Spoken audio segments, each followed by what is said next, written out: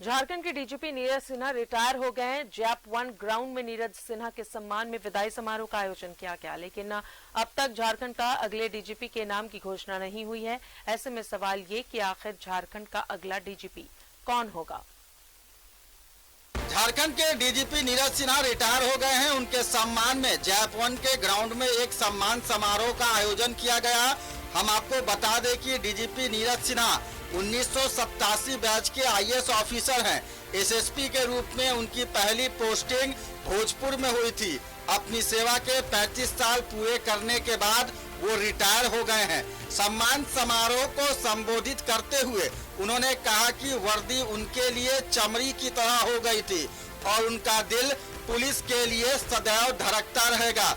इस मौके पर उन्होंने अपने अधीनस्थों को शुभकामनाएं दी और कहा कि सच्चे मन और निश्चल दिल के साथ काम करें, ईश्वर सदैव आपके साथ रहेंगे। कर्मवीर सहयोगियों, मेरी शुभकामनाएं सदा आपके साथ। सच्चे और निश्चल दिल से काम करें, ईश्वर सदैव आपके साथ रहेंगे। जय हिंद, जय झारखंड। डीजीपी के बारे में यह अटकलें भी लगाई जा रही थी कि रिटायर होने के बाद वो पॉलिटिक्स में आएंगे, लेकिन उन्होंने इस बात को सिरे से खारिज कर दिया। डीजीपी ने कहा कि हर आदमी हर चीज के लिए नहीं बना होता। मैं कम बोलता हूं और कम बोलने वाला आदमी पॉलिटिक्स में सफल नहीं हो पाता है। उन्होंने कहा कि उन्होंने एक किताब लिखा है जिसे वो अगले साल प्रकाशित करेंगे। क्या करेंगे? मैं आराम करूंगा। सर, पॉलिटिक्स में अच्छे व्यक्ति की जरूरत है। क्या ये माना जाए कि नीरज सिन्हा राजनीति में भाग आजमाएंगे, किस्मत आजमाएंगे? वो हर आदमी हर चीज के लिए नहीं बना होता है। मैं बहुत कम बोलता हूँ, तो कम बोलने वाला आदमी पॉलिटिक्स में सफल नहीं हो सकता है। कम बोलते लेकिन काम ज्यादा बोला सर आपका, तो पॉलिटिक्स में भी बोलना चाहिए। नहीं, पॉलिटिक्स में तो बोलना ज्यादा महत्वपूर्ण है। किताब आएगी सर आपकी? हाँ, कब से लिखना शुरू कर देंगे? लिख करके रखा हुआ है। बस पब्लिश अब जो उसका जो एक टाइम पीरियड है कि उस समय तक आप किताब नहीं लिख सकते हैं, शायद 1 वर्ष का है, उसके बाद लिखिए। डीजीपी ने अपने संबोधन में पुलिस की उपलब्धियां गिनाई, साथ ही उग्रवाद नियंत्रण के लिए पुलिस के प्रयासों का जिक्र भी किया।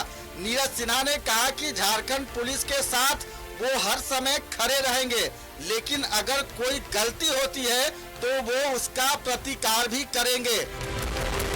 रांची से अजय लाल की रिपोर्ट। और ज्यादा जानकारी लिए सहयोगी अजय लाल हमारे साथ मौजूद हैं। अजय, राज्य के डीजीपी नीरज सिन्हा आज रिटायर हो गए और कई बातों को उन्होंने साफ भी किया है। जो अटकलें भी लगाई जा रही थी कि राजनीति में उनका आना होगा, उस पर भी उन्होंने विराम लगाया और हमेशा पुलिस प्रशासन के साथ रहेंगे और ये तमाम चीजें उन्होंने अपने संबोधन में कही। बिल्कुल राजदा, देखिए नीरज सिन्हा 1987 बैच के आईपीएस अधिकारी रहे हैं।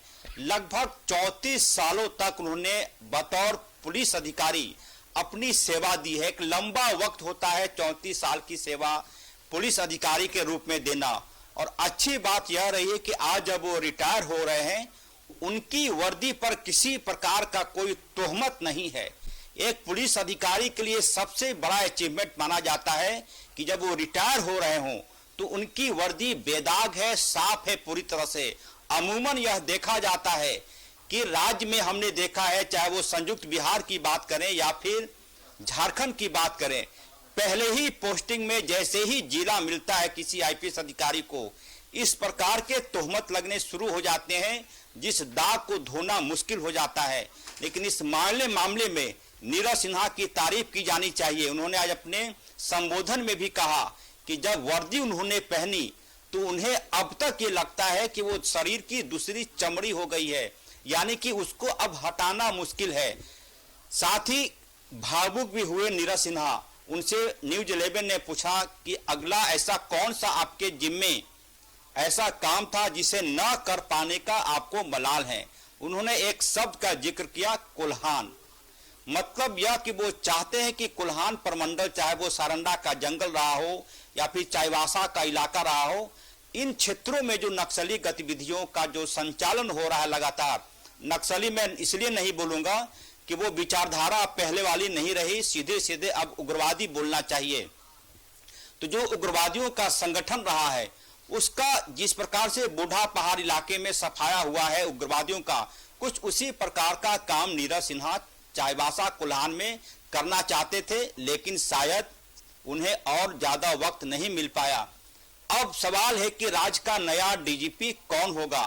कायदे से इस वक्त जब हमारी आपसे बातचीत हो रही है, नए डीजीपी के नाम की घोषणा हो जानी चाहिए थी, लेकिन सरकार की जिम्मेदारी है, उनका उत्तरदायित्व है कि कई नाम है, 3 नाम यूपीएससी के पैनल से भेजा गया है। पहला नाम अजय भटनागर, दूसरा नाम अजय कुमार सिंह और तीसरा नाम अनिल पाल्टा का है। यदि नियम की बात करें तो इन्हीं तीनों नामों में से एक व्यक्ति राज्य का नया डीजीपी हो सकता है, ऐसा पैनल यूपीएससी का कहता है। लेकिन साथ ही यह भी जानकारी मैं आपको दे दूं कि राज्य की सरकार यदि चाहे तो इन 3 नामों को अलग रखकर किसी नए आईपीएस अधिकारी को, नए का मतलब कि वरीयता में थोड़ा आगे पीछे भी हो, तो किसी नए अधिकारी को प्रभारी डीजीपी के रूप में जिम्मेदारी सरकार दे सकती है। ये राज्य सरकार का हक है, नियम है, वो कर सकती है, ऐसा उनके अधिकार क्षेत्र में है। लिहाजा ये बात भी, इस बात की भी कवायद हो रही है, चर्चाएं हो रही कि हो सकता है कि राज्य सरकार की सोच कुछ और रही है।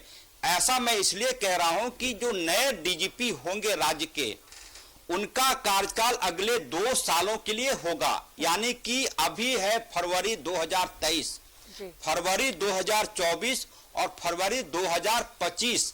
पूरा नफा नुकसान सरकार देख लेना चाहती है, ऐसा नहीं चाहती कि किसी व्यक्ति को हम राज्य का डीजीपी बना दें। पैनल बेशक है, क्योंकि जो नया राज्य का डीजीपी होगा उसके जिम्मे राज्य में लोकसभा चुनाव कराना भी उनकी प्राथमिकता होगी और विधानसभा का चुनाव भी कराना उसी डीजीपी के जिम्मेदारी होगी।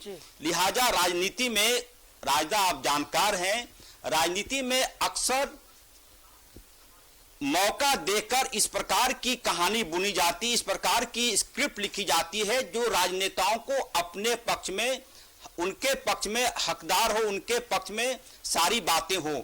लिहाजा इस देर की वजह मैं यही समझ पा रहा हूं कि राज्य के नए डीजीपी जो भी होंगे, सरकार पूरी तरह से उनका बायोडाटा खंगाल रही होगी, उनकी विचारधारा खंगाल रही होगी, उसकी मानसिकता किधर है यह भी देख रही होगी।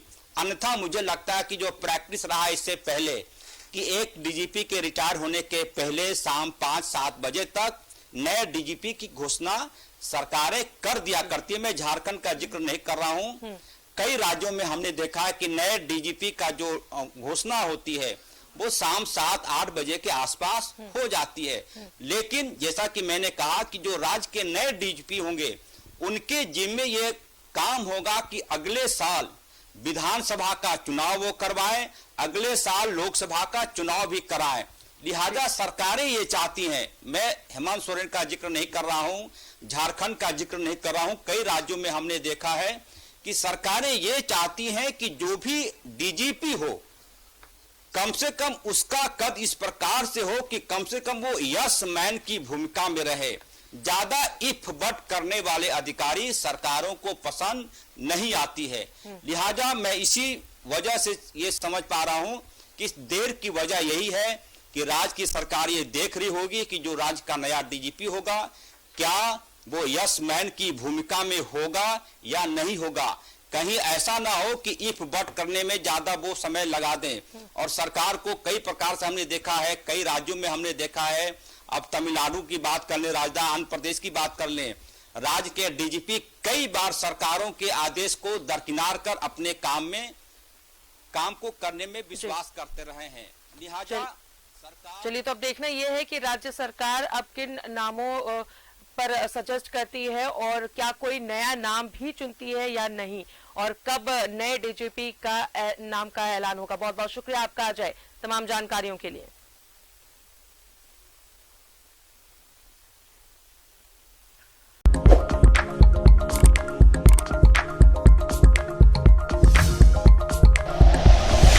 Like and share videos, subscribe करें हमारा चैनल और प्रेस करें बेल आइकॉन। न्यूज़ 11 भारत, सच है तो दिखेगा।